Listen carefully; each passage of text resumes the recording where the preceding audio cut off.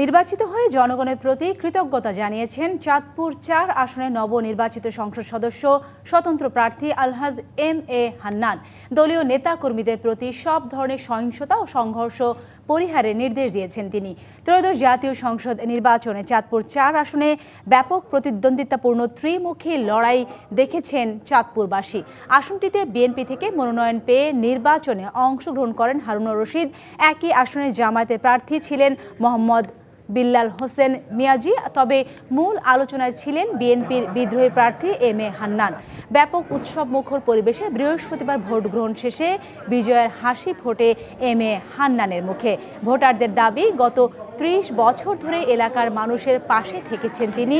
নিজ অর্থায়নে করেছেন রাস্তাঘাট, মসজিদ সহ বিভিন্ন স্থাপনা। এছাড়াও যে কোনো সমস্যায় ছুটে গিয়েছেন মানুষের পাশে। হান্নান সাহেব জনগণের প্রতি যে আন্তরিকতা, ভালোবাসা, নিষ্ঠার সাথে দীর্ঘ সময় কাজ করেছেন, তার বিজয় হয়েছে। মানুষের কল্যাণমূলক কাজ করছেন, উনি ভালো মানুষ। এই ফরিদগঞ্জের জনগণ বিনা স্বার্থে ওনাকে ভোট দিয়েছে।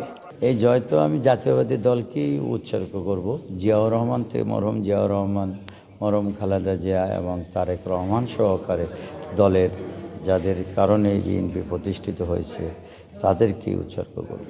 আমি পরাজিত সকল প্রার্থীর সাথে একসাথে কাজ করব।